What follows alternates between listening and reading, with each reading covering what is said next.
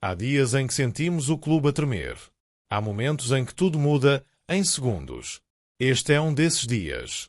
O que vais ouvir neste vídeo não é só uma atualização. É um abalo.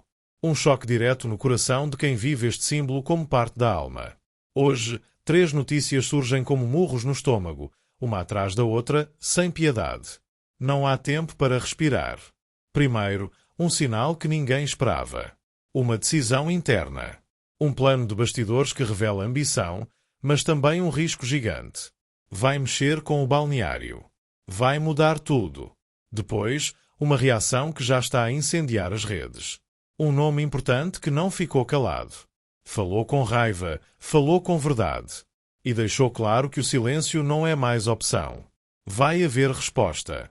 Vai haver guerra. E por fim, um confronto inesperado. 2 figuras conhecidas, frente a frente, num embate que ninguém imaginava. E as palavras que voaram nesse momento, ninguém vai esquecer tão cedo. Foi feio. Foi duro. E mostra que há tensões a ferver por dentro. Portista, isto não é só futebol. Isto é o clube no limite. E se amas este emblema como eu, então não sais daqui. Carrega no like. Ativa o sininho. Subscreve o canal. Porque hoje vais sentir isto como nunca sentiste. O nome é Nikola Raskin. E este não é um rumor qualquer.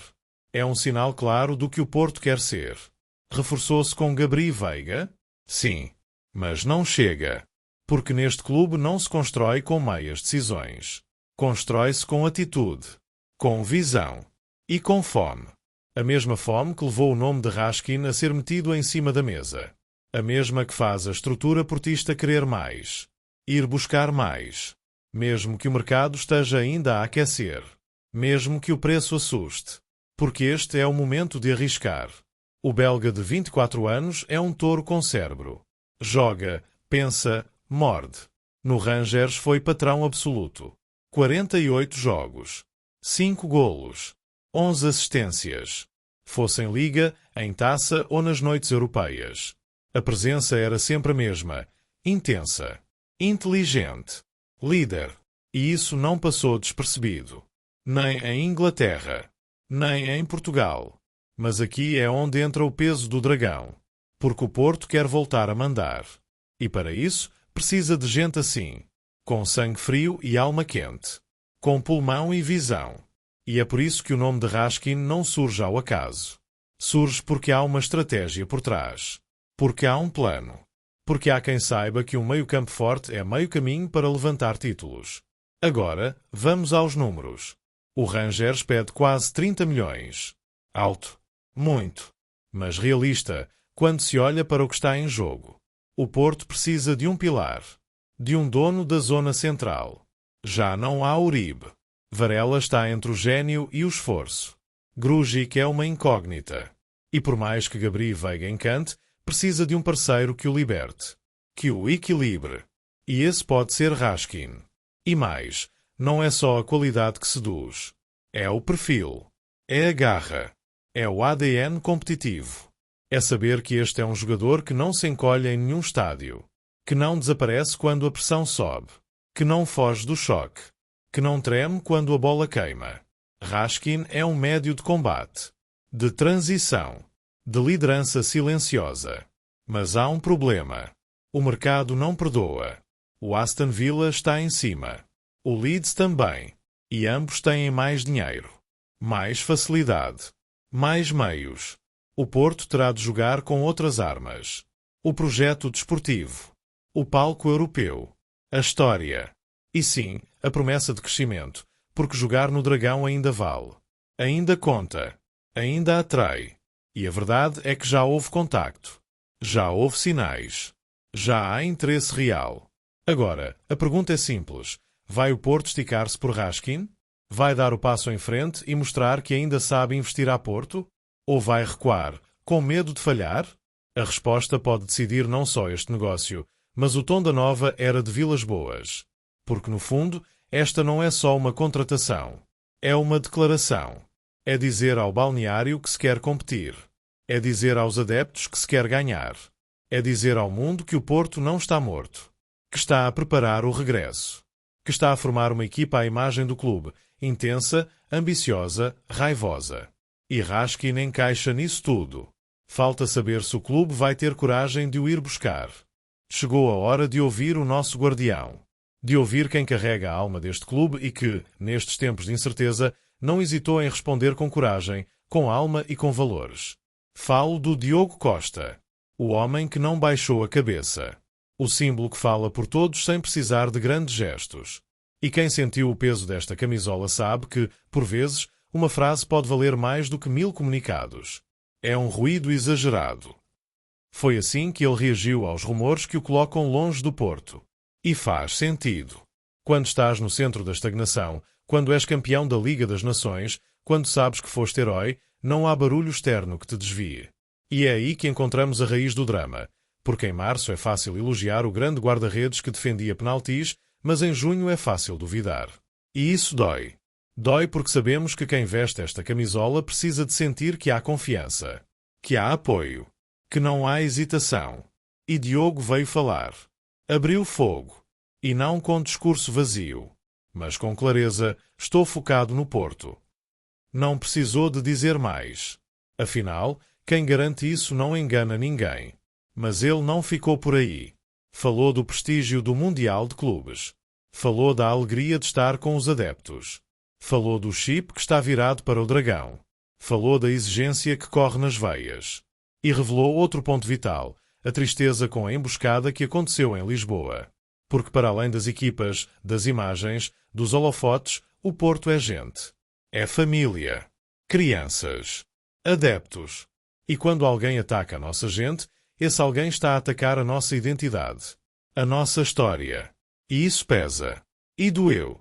Muito. Porque ver adeptos a sofrer, num palco que devia ser festa, é desconcertante. E ver quem veste a camisola reconhecer essa dor, é Porto de corpo inteiro. É dizer, estamos juntos. Contra tudo e contra todos. Agora imagina o que isso causa dentro de campo. Lá dentro, quem ouve o capitão dizer isso, treme. Treina. Valoriza. Porque o efeito não é só mediático. É visceral. E para o grupo, é um alívio e um reforço. É perceber que ainda há quem não vacile. Que há quem veja a direção das ideias, apesar das falhas. Que há quem esteja lá por inteiro. Mas também é sinal de tensão. Porque quando um jogador precisa de responder publicamente contra rumores, é porque esses rumores estão a crescer. E isso indica que há uma fissura. Há quem duvide do projeto. Há quem questione a estratégia. Há quem pressinta que algo pode não estar certo. Porque para além dos nomes, dos contratos e dos reforços anunciados, há quem precise de confiança.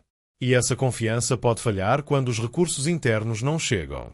Quando o silêncio fala mais alto.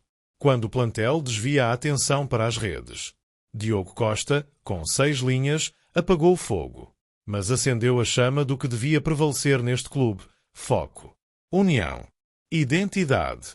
Porque quem disse estou focado não disse estou sozinho. E nesse simples detalhe está o contraste entre o silêncio calculado de quem hesita e a voz clara de quem não abdica. Por isso, portista, se tentaram abalar o nosso monumento, falharam. Porque no Porto, as armas começam dentro. E nós vimos isso ali, naquele momento. Foi simples.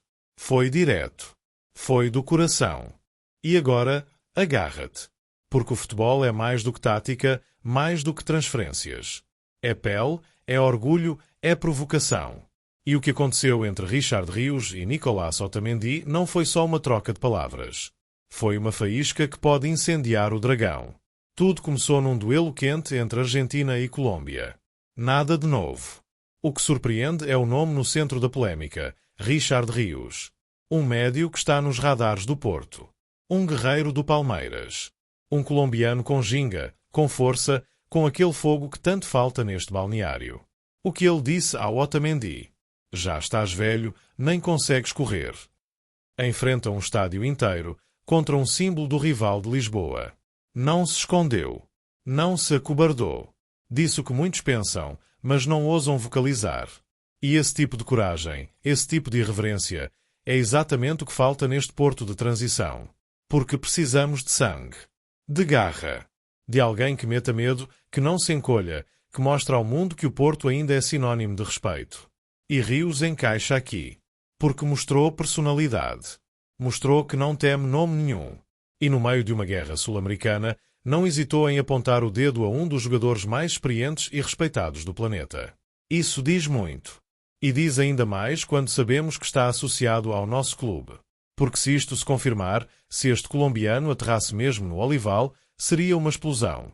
Seria o tipo de jogador que arrasta balneários, que liga a ficha aos colegas, que dá voz a quem anda calado. Mas não é só a picardia que interessa. Rios é craque, é motor de meio-campo e tem números que justificam o hype. No Palmeiras é indiscutível. Já deu provas contra os melhores. E agora, com esta atitude, colocou-se diretamente no mapa europeu. Porque isto não passou despercebido a ninguém. Isto é o tipo de momento que viraliza, que agita os mercados, que atrai olhares. E quando o nome já estava a ser sondado, estas cenas são ouro puro para os dirigentes, para os olheiros, para os adeptos. E no meio disto tudo, há um detalhe que não podemos ignorar. Otamendi é do Benfica. E ver um jogador associado ao Porto chamar-lhe velho em direto, com o estádio cheio, com o mundo a ver, é um símbolo. É um aviso. É um grito. Porque, neste momento, não estamos a contratar apenas um médio. Podemos estar a contratar uma atitude, uma mensagem, um perfil que vem levantar o balneário, que vem incendiar os clássicos, que vem colar-se à pele do dragão. E é por isso que esta notícia não é só uma picardia. É uma possibilidade. É um sonho. É esperança. Porque o Porto que todos queremos de volta não vive só de passes e posicionamentos. Vive de alma. Vive de sangue na boca. Vive de jogadores que, mesmo sem vestir ainda a camisola, já defendem o símbolo como se fosse seu. É isso que Rios mostrou. E é por isso que, se vier, não é só mais um. É um dos nossos. E nós, os verdadeiros, estamos prontos para recebê-lo. Porque isto é mais do que futebol. Isto é sentir. É viver.